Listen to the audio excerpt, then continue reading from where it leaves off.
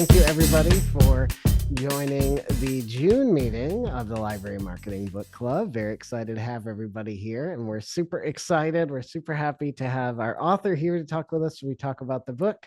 So I will read a little introduction, and then Melanie will get rolling. So Melanie Deziel is a keynote speaker and award-winning branded content creator who's passionate about helping individuals, teams, and organizations unlock their creative potential and organize their creative efforts. She's the co-founder of the Creator Kitchen, Mastermind for Creatives, and the author of both the Content Fuel Framework, How to Generate Unlimited Story Ideas, the one we read this month, and Prove It, Exactly How Modern Marketers Earn Trust, which we'll read maybe in the future. So please, everybody, welcome Melanie Deziel. And thanks so much for joining us, Melanie. And if you just want to say a couple words to say hello to everybody and say just a couple things, that would be awesome. Yeah. So first off, thank you so much for having me. I know it's sort of like a trite intro thing, but as I was sharing earlier, it always means a lot to me. So this book came out in late February of 2020. So timing wise, you can imagine how that book launch process was, in that it was lonely and quiet and nothing that was supposed to happen happened. Content Build Framework was my first book. I put so much into it, and so it still is incredibly meaningful for me to hear people reading it, to talk about it. It means a great amount to me. So I'm really, really grateful to be here and to get to talk about it. And thanks, Chris, for having me join. Yeah, no, it was wonderful. Really excited to do it. We're happy that everybody was really excited when we were picking books about what we were going to read, and this one definitely was something everybody was really thought was great. And we've been, I try and share some different things during the month of different podcasts you've been on, and some other things to kind of round everything out. So usually what we do is I will start as usual by throwing it open to the group and just getting some initial thoughts. So for those of you who had an opportunity to read the book, which I know doesn't happen for everybody, but I hope a lot of you did have a chance. What'd you think? And just jump on in.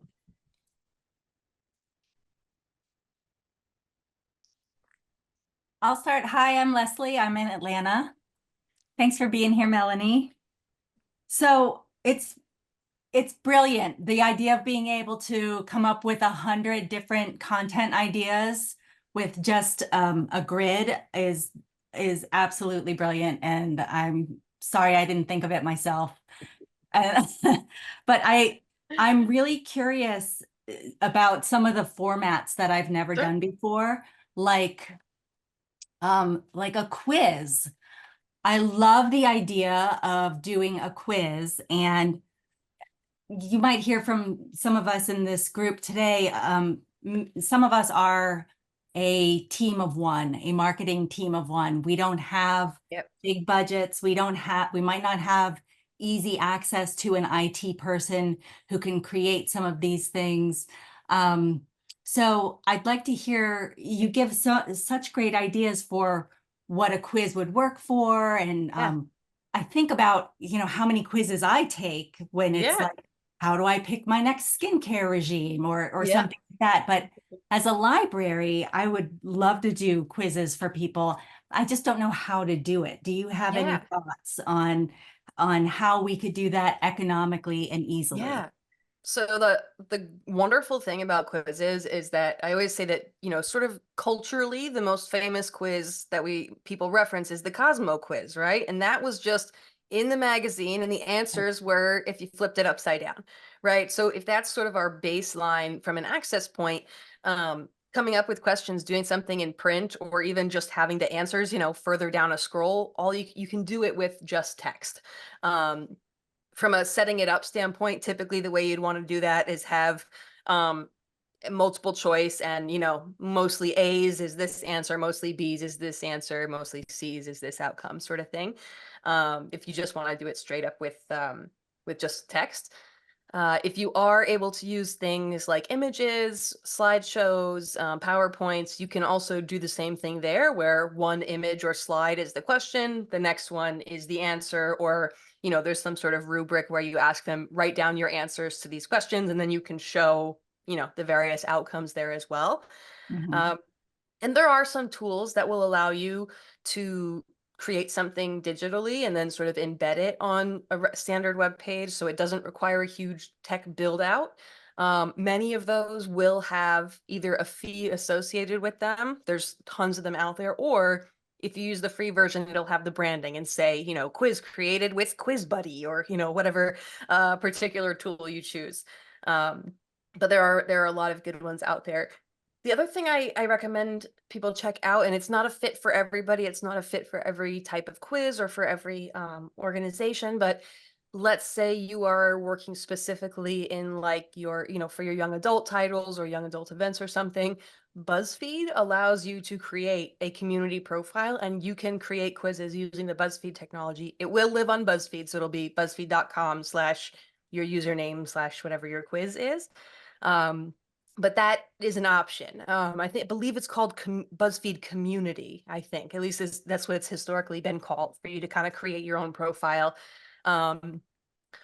One thing to look out for if you are going to check that out is I always recommend that if you can, to make the profile that of a person.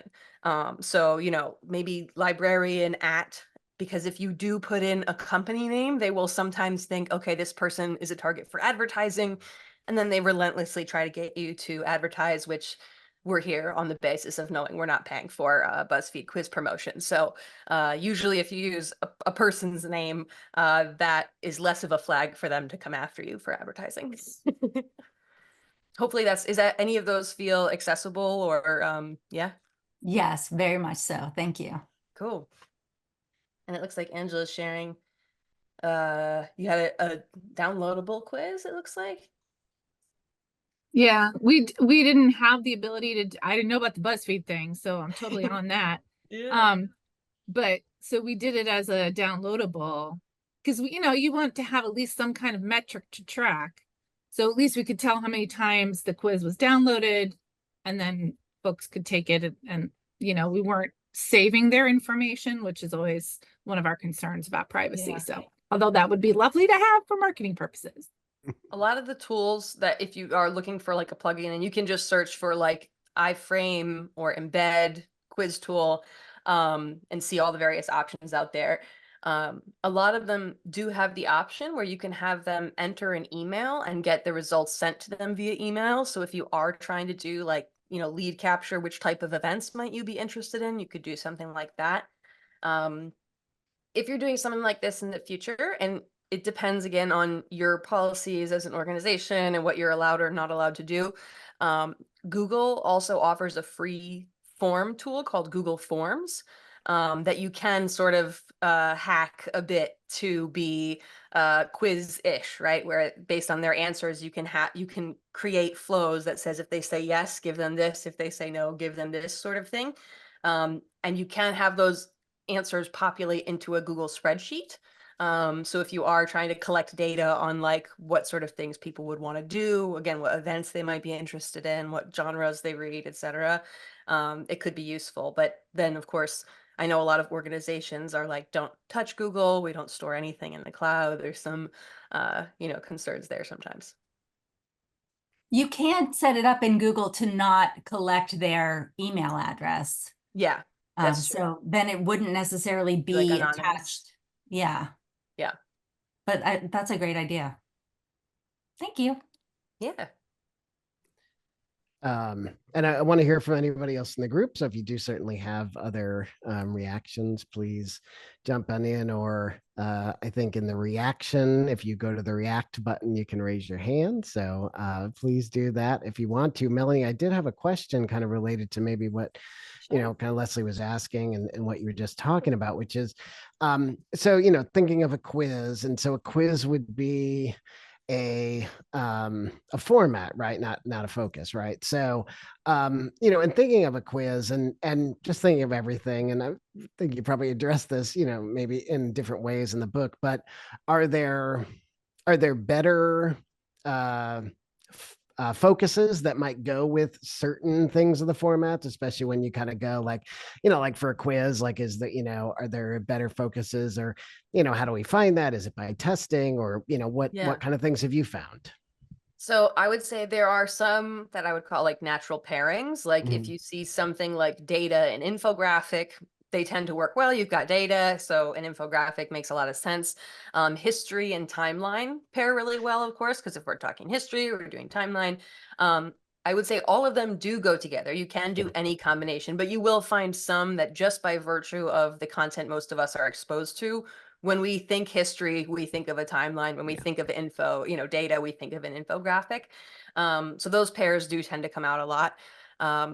Video, people focus, because usually there's somebody on the video. So we tend to see those kinds of like really common pairings. I don't think there's any like one right or wrong, either focus or format. I think it depends on so many different things. Yeah. And the one that I don't think it's talked about enough is the realities of our budget and resources. Yeah. I've seen so many marketers come in, you've got to do video, you've got to have a podcast. And I'm like, have you talked to any of these folks? Like we were saying this, like we're talking teams of one, and they Yeah. don't have access to this kind of equipment to be out there making a documentary on their lunch break. Yeah. So some of the most approachable focuses tend to be people, data, history, because you generally have access to that information just by virtue of whatever your role is. And then product, of course, whatever, if you're talking events, you're talking membership, things like that, you have hopefully the copy and resources to sell whatever you're selling. And we find that writing is usually the go-to, especially I think for all of us here, it's sort of a Yeah. default format we're comfortable communicating in. Um, and then we usually see like images and video kind of cascading after that.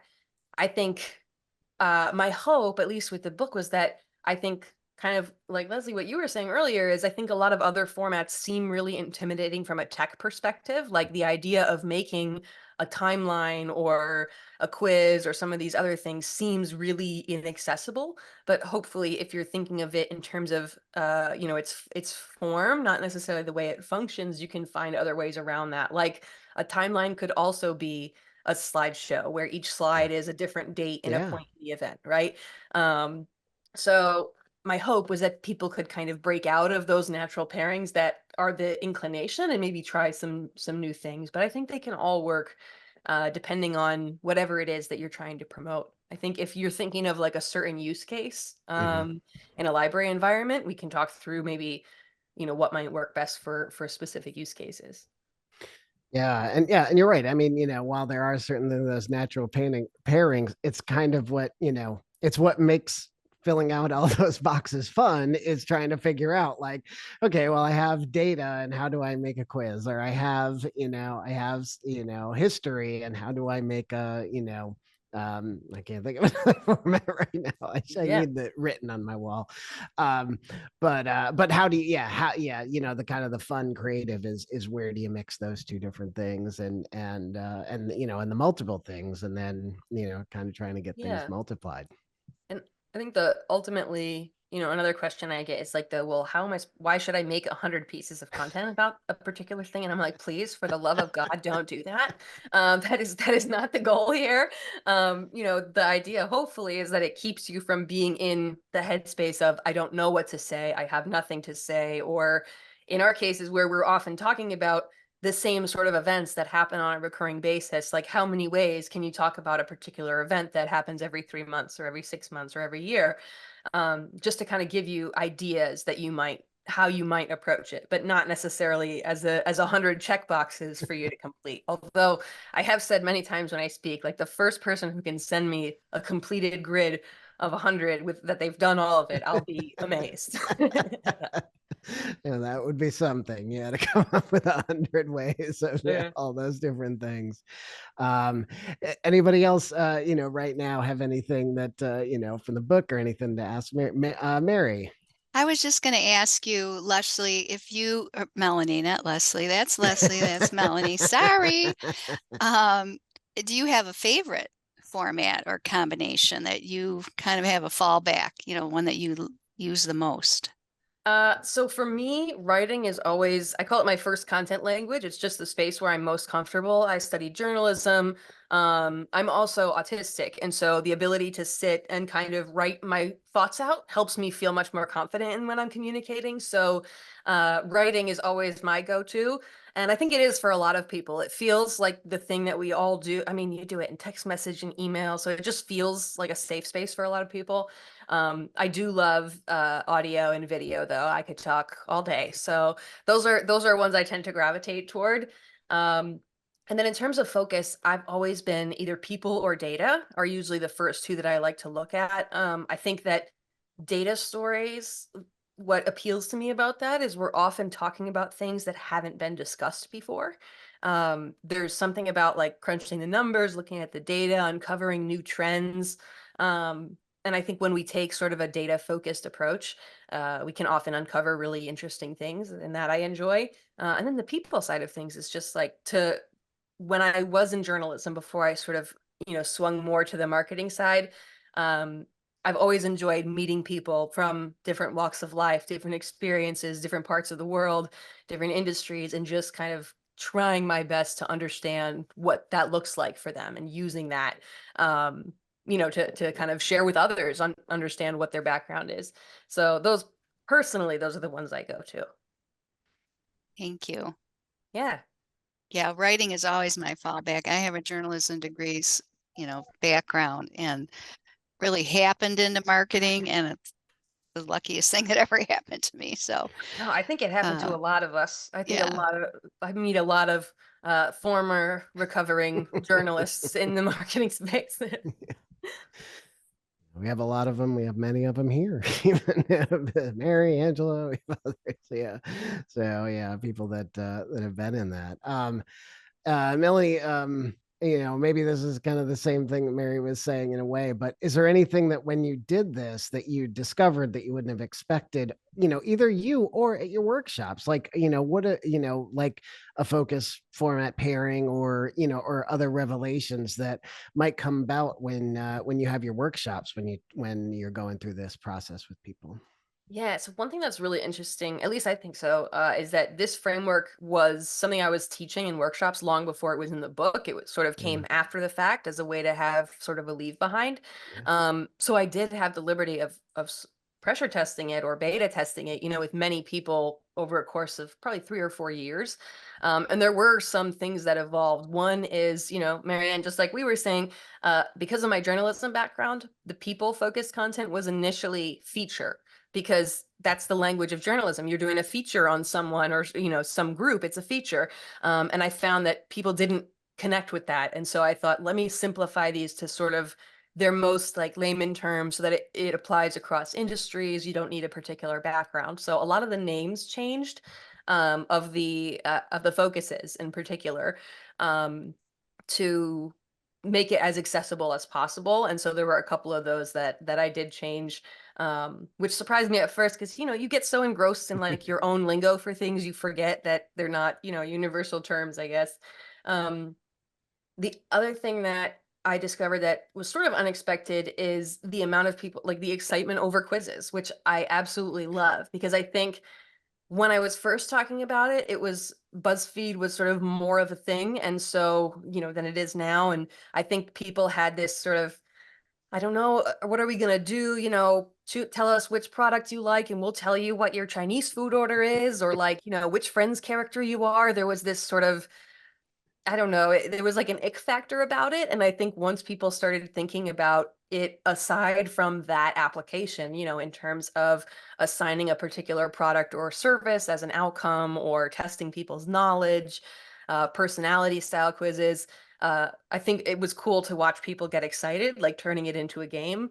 That was unexpected, I think.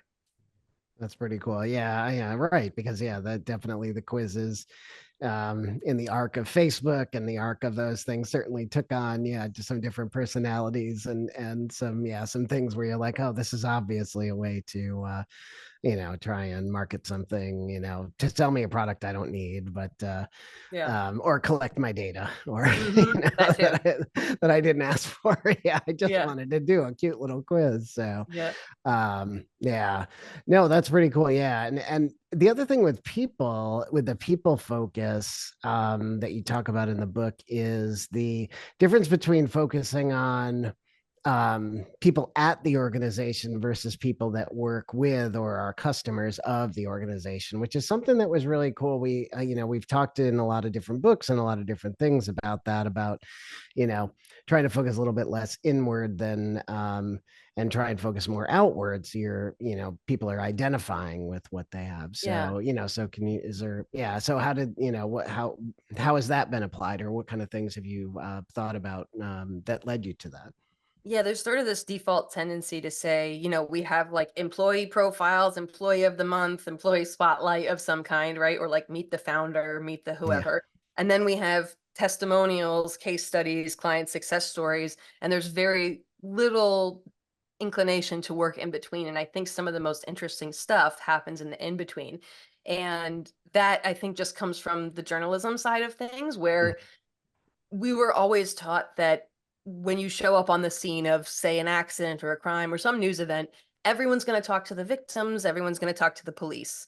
But what about the shopkeeper across the street who witnessed the whole thing? What about, the kid that was standing on the corner that has a totally different perspective? I mean, when you think about the most viral TV broadcast interviews, it's always it's not the police, it's not the person who experienced it, it's the person who is across the street, it's the neighbor, it's the something else, right? Because they bring such a different perspective.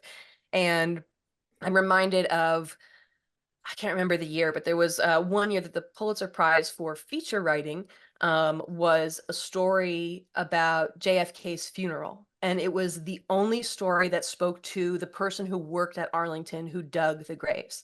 Everyone else was, here's the funeral, here was the procession, here's who showed up.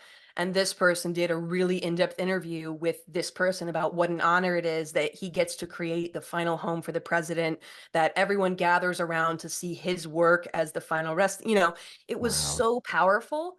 And it was all because it was a completely different perspective.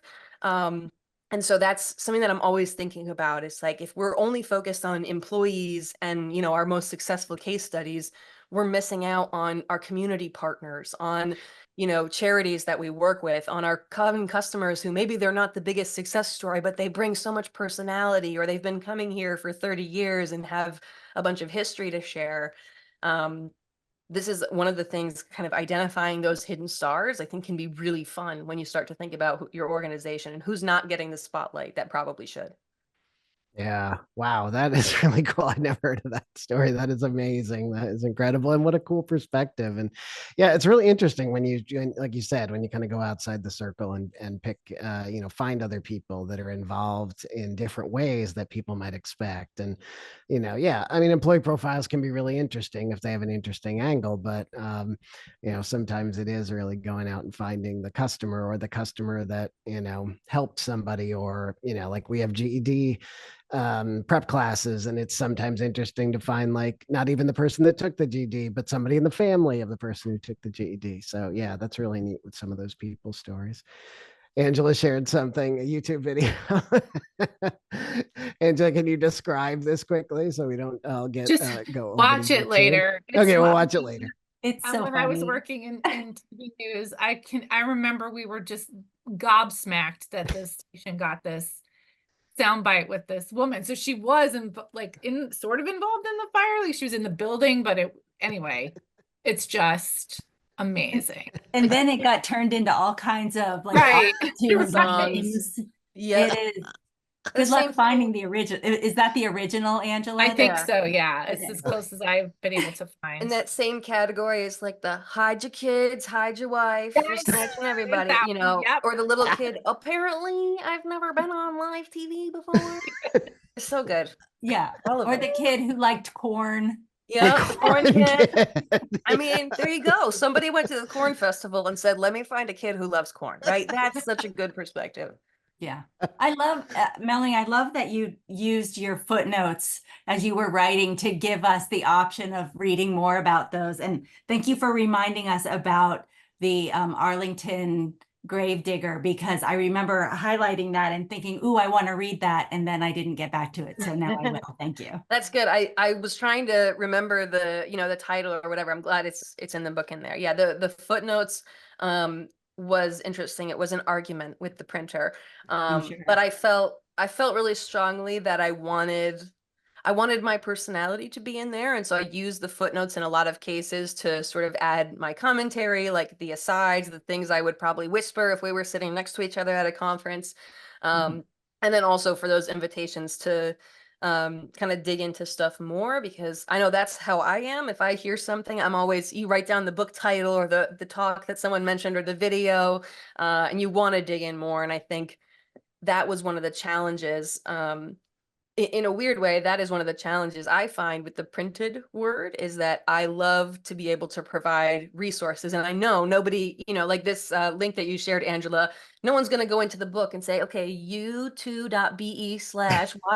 capital P. Like, no one's going to do that. And that was one of my challenges. The happy medium I came up with was the URL where you can go and it lists all the examples and sources and everything else for each of the focuses and formats. But yeah, I wanted to give those invitations to dig more, because I think curiosity-driven folks tend to want to dig more. I'm glad you fought for that with your publisher, because I found your book to be so easy to read, I think having your personality is what made it a quicker read for us. If we wanted to read just an abstract about how to put together a table, that's going to be a much different book. So I think it's a good fight to have your personality be I'll part keep of fighting it. Do it. Fight the good fight. Oh, yeah. And then, no, I think, I agree. I think that was really cool. I loved reading. And you incorporated those in the audio too, which was really neat. You found ways to incorporate the footnotes in the audio. That's another thing. And you'll probably know this being your line of work. There's a whole issue with when you list your book on Amazon, if you also want your audiobook there, Whisper Sync. Are you familiar with this? Where you have to read it verbatim so that someone can go back and forth from the Kindle to like if the words are not verbatim, it can't sync up between them and track your progress. So a lot of the edits for the audiobook, we're going back and saying, okay, I said and instead I have to say but, or I have to say also instead of in addition, little things like that.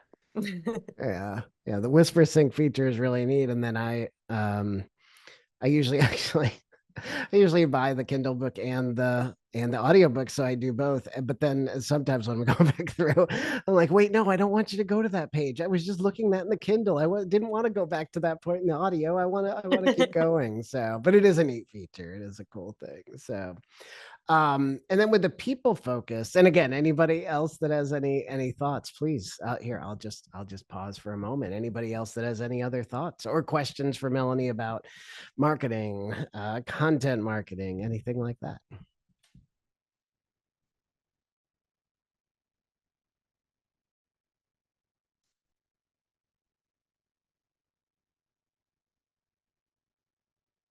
I'm like a teacher. I will just pause forever.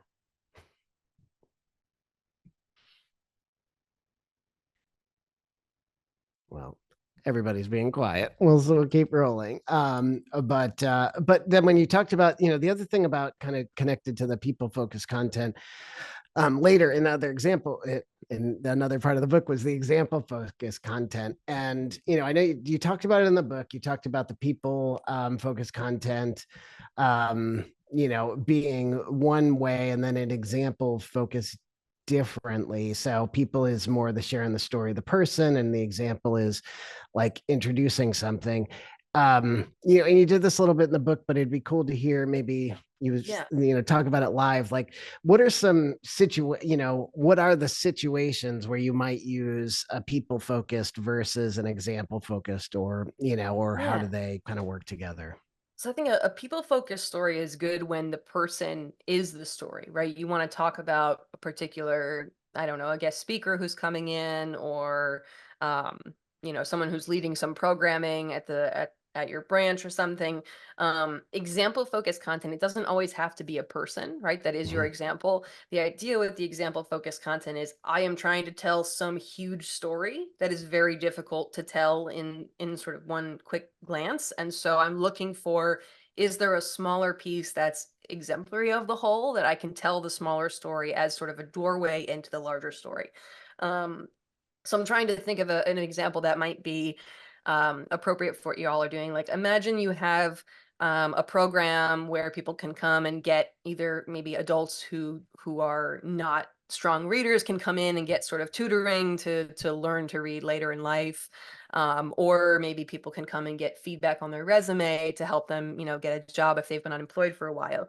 You could try to tell a story of like, our adult literacy program is amazing and it's so great and it helps people. Like, that may be true, but it lacks the tangibility to really understand. If you find one individual who went through that program that you can talk to, and they can say, I was nervous, I was embarrassed, I wasn't sure if there were resources for me, but I came to the library and this program's been amazing, and now I get to read to my grandkids at night, and I never thought I'd be able to do that. And you could say, and that's the power of our adult literacy program. It's opening up so many worlds and memories, right? It's the same story, but you found one example that kind of gets people in the heart, kind of pulls them in. And in this case, it is a person, right? The story is less about this individual. We're not like, everyone in the community, you should meet Bill, like Bill is the example. It's more about Bill is a stand-in for the results that we can create with this type of program. Bill is the example of what we're doing on a larger level. Yeah, and oftentimes the example is a person if we're talking about programs. But there are a lot of other examples too, where for a lot of tech companies, they're talking about, I can't tell you how many marketers who are like, our task is to talk about transformation, innovation, disruption. And it's like, oh, like everyone has that same challenge. How do you tell a story about something so big and so bland, frankly? And in those cases, they may be looking at a certain patent or a certain product or a certain engineering tactic that they're using that is disruptive or is innovative. And that's their example, this one process that we've changed in the way we, manufacture something. So in those cases, the example is not a person, but maybe a product or a process. But I think it really allows you to make an otherwise abstract or too large to comprehend story really approachable, and bring in more of a personal connection to it. It's easier for us to relate to a person or an incident or an event than a concept. So I just find that it makes it more relatable. And in cases like with what everyone's doing here, it brings people closer to the community, right? It is, while we may not be doing people focused content about every person who comes through our program, it may be helpful for them to learn, our small business grant writing program that we run. And like, now I know about a new small business that I didn't know existed in my community, so it kind of serves a double function in that way. Yeah. So yeah, no, that makes a lot of sense. So yeah, so sometimes, yeah, it depends on if you're trying to communicate.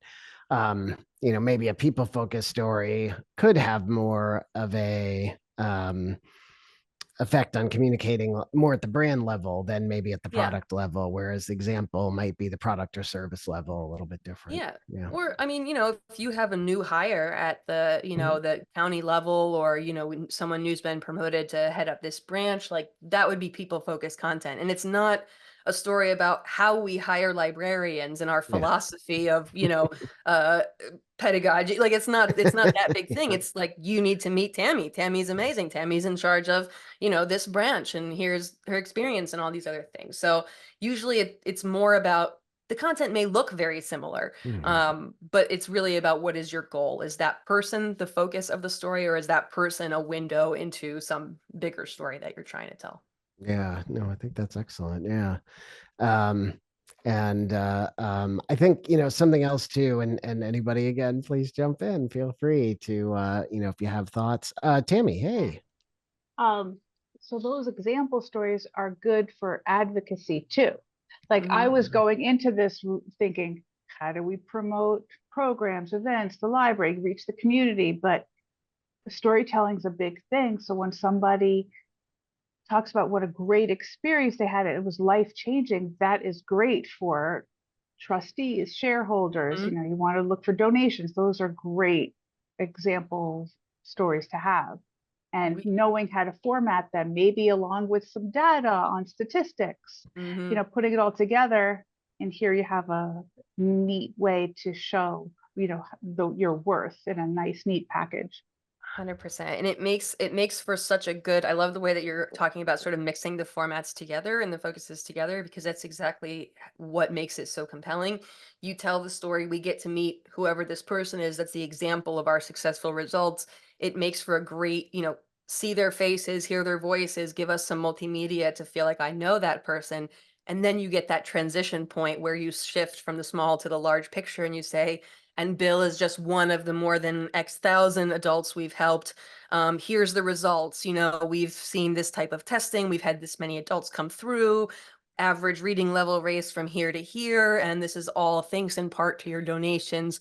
Your continued support means next year we could reach this many people. You know, you can kind of see how all the pieces flow together to create that arc of like, here's a person you can relate to. They exemplify these results. You can help create more results like that. That's great. No, Tammy, good point, because definitely using this kind of framework, there's a huge application for that kind of thing. The other thing that we talk about sometimes in libraries is, getting our this may be a little bit of a twist on it, getting our directors, or whoever our managers are, whoever our directors are, the library and our boards, to get more on board with marketing and to commit to marketing and understand what kind of marketing resources. So have you had people that have you ever used this kind of a framework to do that work? So instead of like doing it kind of for your external marketing, use it for your internal communications or even your internal persuasion, if you will, to try and, it seems like it definitely could. And what are some, what are some things that we might think about that might make this really effective in that? I think all the things that we're talking about here can be used for almost any purpose. So if I internally am the champion of the adult literacy program and I hear whispers that they're going to cut the budget or they're going to limit it, I mean, I'm telling that story about Bill and I'm talking about the amazing potential, because as compelling as that will be for the trustees, it will also hopefully be to whoever's making budget decisions or programming decisions. If we're talking about, if I'm trying to place books that are representative of a particular demographic that we feel isn't, is underrepresented in our collections, then I'm going to be talking to the child who feels seen in those stories, who says, I've never gotten to look at, my daughter, for example, my family's Muslim. And we found that we had a hard time finding books at the library about Eid, which is that's like our Christmas. That's our big celebration. And she's like, well, I can't find any books about Eid at the library. I don't know what to take out. So if I'm in that position and I'm advocating for that, that's the person I'd be talking to say, I can't find myself at the library. And then you're like, I didn't say it. This kid said it. You got to hear them, some version of that where you can almost use the content you create as evidence of whatever you're advocating for internally, assuming you have, the resources to do that.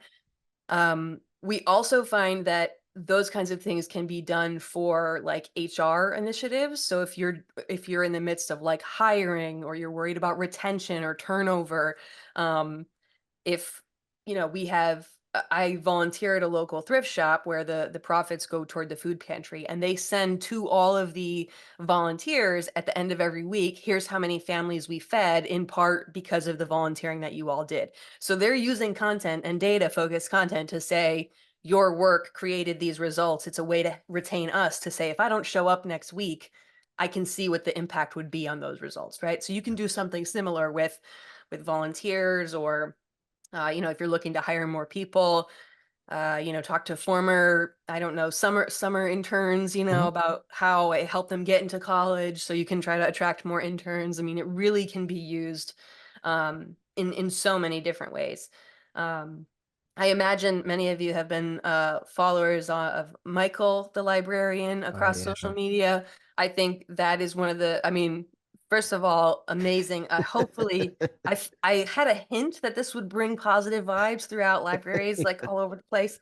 But he's a great example, right? He's out there talking about the benefits of the library, telling stories about individual patrons and their transformative experiences. And that, I mean, that has to, you can't see the passion of someone like that and not think that's a great place to volunteer. That's a great place for me to go. That's a great place for me to, you know, apply for a summer internship or whatever else. And you can do sort of the same thing, make those things attractive with the content that you're sharing. Yeah, definitely. Michael has been, absolutely somebody that has really shaken things up in such a great way. Yeah. Angela did an interview with him that was really cool to see. That's so cool. Can you share the link, or if there is a link to it? I would love to see it. I'm a Yeah. fangirl. Yes, Mike. yes. Stand by. Stand by. He has a lot of fans. Yeah, Well, fanboys, fangirls, I think, fan you folks, know, as he would say. yeah, well, I mean, I'm in good company here, but I think obviously I'm a big fan of reading, I'm a big fan of literature, I'm a big fan of, you know, literacy and the impact that I know it makes in our communities. And so the amount of excitement I saw, even from like fairly jaded millennials in my peer group who were like, I think I'm gonna go get a library card. Michael seems great. And I'm like, yes, go. Like, let's do this. So I was hoping that there would be positive sort of trends associated with that. Yeah, it's fantastic. So yeah, I have maybe one or more question or two more questions. And anybody else have any questions for Melanie? I'll pause for another moment. Or And if you observations. aren't thinking of one, if there's a particular initiative, program, event, something that you're like, I have no idea how to make this sound exciting, or I've told this story too many times, what do I do? Um, give me your library marketing challenge and we'll see what we can do. Jill. Oh, I have one. Yeah. For Library Month, in Canada, we do a fall marketing campaign. So one of our ideas was to do something to collect stories, but I haven't really gotten started with that yet. Yeah. So just looking for a creative, interactive way. We can have prizes and things like that. Yeah. That sounds So fun. there's money for, Yeah. like last year we did a Barbie themed one. That's fun. It was like a What was it for that? Like you wanted collected Barbie stories, or it was just unrelated to stories? It was more of a Yeah, it was a separate thing? scavenger hunt. That's fun. Yeah, so something to draw I people's mean, stories out. I think if you're gonna go with stories as a prompt, one thing I've just found is that people have a really difficult time like thinking of a story. Like a story on its own is a difficult prompt because people think like the hero's journey and none of their stories feel storyish enough is a thing that I find a lot of the times. Um, so I think the specificity would be good, or giving them a specific prompt that is not a story and asking the story behind it. So what is your favorite book and why is that your favorite book? Now you're going to get the background story of why, so that there's an easy answer first. I already know the answer to that question. I know my favorite book. Now I'm already bought in, and telling you the background story of why is a lot easier. So you get like the mini yes first and then get them to share the backstory. You could probably do something similar of like your first memory of the library, or the first book you remember reading as a kid.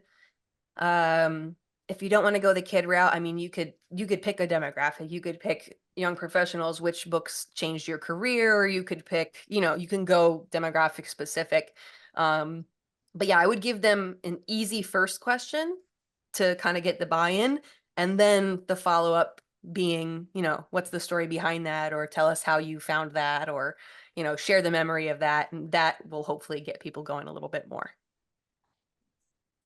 I like that. That sounds great. That does make sense because I think people get intimidated when you, Yeah. for sure. I don't know how this may help. I know that one thing I'm seeing a lot of people do now for baby showers is asking people, instead of a card, to bring your favorite book from when you were a kid and sort of write an inscription on the inside. So there may be something with that. I don't know how it aligns with the theme or whatever, but something about, you know, what like the most meaningful book from your childhood, or if you had to, if you thought every child should read one book as a kid, which one would you pick, sort of thing? Because I imagine a lot of people may be getting that prompt in other parts of life. If they're attending baby showers, that is the Pinterest trend of the last 2 years. Wow. Awesome. Yeah. Thank you. Yeah, that's fantastic. Yeah, because it's so hard when, yeah, when you're like, well, because people we hear, like Jill, I know you hear, and we all hear from like our directors or our, managers. They're like, well, we need to collect more stories. Go collect more stories. It's like, Yeah. well, yeah, just going out and saying, okay, get this story, get that story. But, to start from a point of that level of specificity is really cool. That really could help bring out a lot of stuff. So yeah, I think I that's awesome.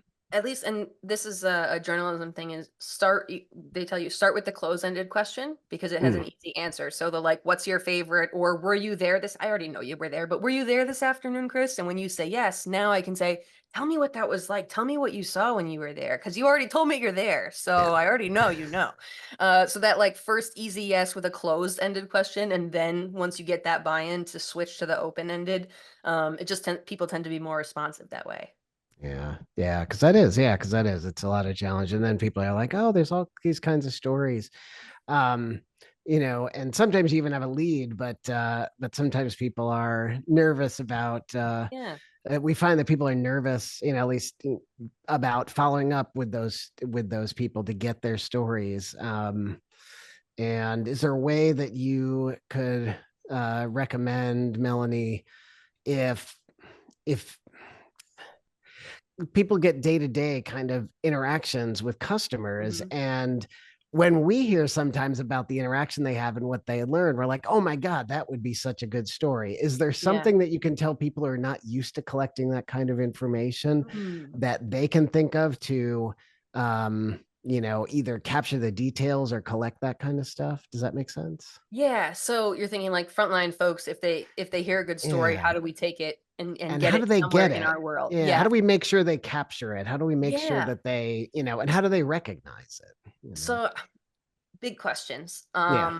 I think if they are spotting the stories and we're looking for like a next step, I'd love to share that story with blank, whoever that is, with our head of programs, since you had a great program experience, or our head of collections, since you had a great experience finding that book that you really loved, or, whatever else. I'd love to share that story with whomever internally. They're going to feel honored and then say, is it okay if we reach back out to you, to gather that, to, have you share that again? And most people are usually fine with it as long as you get, at that point, Yep. I would just focus on like compliment and then contact information. That's where I would go like, oh, that's amazing. I'd love to share that story with our head of collections. Would it be okay if we reach out to you next week and ask you to share that again? Yeah. What's the best number for that? Just kind of Awesome. contact information as the priority. And then that compliment can sort of lead into the follow-up. It's like, hey, I'm the so-and-so, and I heard this wonderful story. Tell me what what was it you said about our programs, or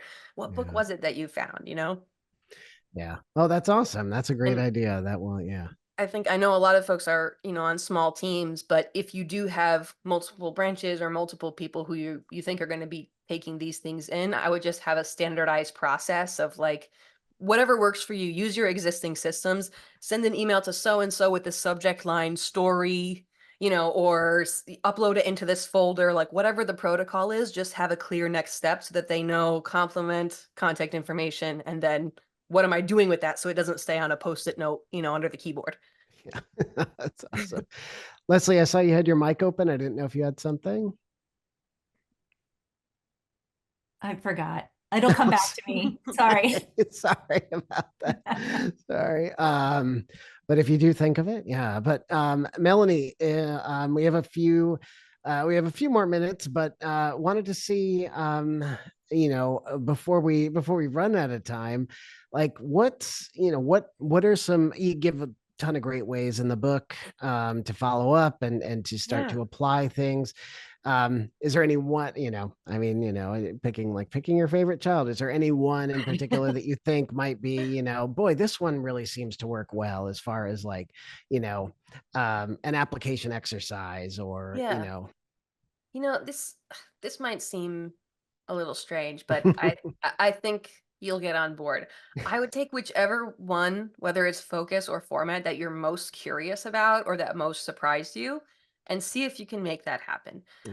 Because at the end of the day, like, this has to be fun or you're not going to want to Yeah. do it. right? So if you heard quiz and you were like, wow, that's interesting, I wonder if we can do that, make it a goal to get a quiz out by the end of the year, right? Or Yep. if you heard infographic and you were like, man, I've been meaning to learn how to use Canva and, you know, make a little simple infographic, whichever one piqued your curiosity, I would just try to do that and start small. Again, there you'll hear lots of marketing advice about how you have to create a bajillion pieces of content and you got to be dancing on TikTok and doing flat lays. I mean, it's too much. Like, have fun telling the stories that you think are important, and I think that's honestly that's the best strategy. Like, all tactics aside, so follow your curiosity or your interests. That's probably where I would start. That's awesome. Where, you know, what are you up to now? What's going on, and how can we support you? How can we, Yeah. you know, what can we look forward to? And what do you, plug away? What do you have to plug? So I'm gonna drop in the chat the URL for my website. And there's a section of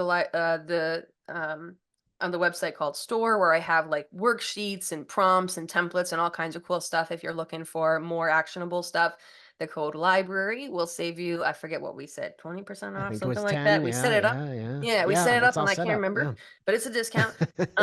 Yes. If you wanted to check out any workbooks or worksheets and things. Yeah. I have another book about using Yeah. evidence as, you know, using content as evidence for your business claims, or like we were talking about, sort of to make your case internally. And for the most part, most of my time is spent on educating. That's really my priority. So doing guest speaking, talking to classes, talking to associations, really just trying to share as much knowledge as possible. And you know, I have a book that is currently being pitched by my agent to Ooh. publishers. So, you know, I might reach out at some point. Maybe Yes. something worthy of some collections would be good. Yes. Yes, please. Yeah, yeah. Keep the connection. And yeah, certainly would love to find ways. And yeah, absolutely. If you, yeah, we can help you get it in libraries. If Sounds good. that's a good place to be. Yeah. But yeah. Well, you know, thank you so much for all your Tammy, did time, you? Melanie. Did we have one more? Oh, I thought you had your No, hand somebody just walked in the room. up. It's Oh, very busy here. Sorry. no worries. I thought you were waving. Hi. no, any last comments before for Melanie, or last questions for Melanie from anybody? Well, Leslie couldn't remember. Oh well. Well, we can stay in touch. You're on Yeah. where do we follow you or find you that you're kind of most accessible? I'm very search optimized, so as Okay. long as you spell it remotely correctly, you should find me on your platform of choice. I spend most time on Threads and LinkedIn these days, but Mhm. I'm all over the place. And yeah, my website is sort of a great central spot for if you have a question later. My contact info's on there. You know, you want to check out any of the other books, anything like that. Website's the best place to be. Awesome. So Melanie, if you would do us a favor before we go, we always pick somebody to win the book for next month. Everybody wins a copy of the book for next month. Or so we pick one winner and pick a number between 1 and 12. 11. Michaela Limon. So Michaela, congratulations. You win a copy of the book for next month, which is Find Your Red Thread by Tamsin Webster. Yeah, you know Tamsin, I I'm do. Yeah, sure. Tamsin's a good friend. Great book. Somewhere Yeah. right here. Huh? Hey, there it is. Yeah, Good one. Good yeah. choice. Yeah, looking forward to win that. So, Michaela, I will get with you to get your copy. And thank you again, Melanie. I can't not thank you enough for taking the time to Yeah. talk with us today. Thank you for It's having me. Seriously, it been is an wonderful. honor and a joy. Thank you all for your time. Thank you. And Thank thanks so you. much. Yes, Yeah. thank you. And we'll talk to y'all soon. We'll see you all next month. Thanks so much. Have a great month. Thank you, Melanie. Thank you, Bye-bye. Chris. Thank you. This Thank was you. great. Thanks, Melanie.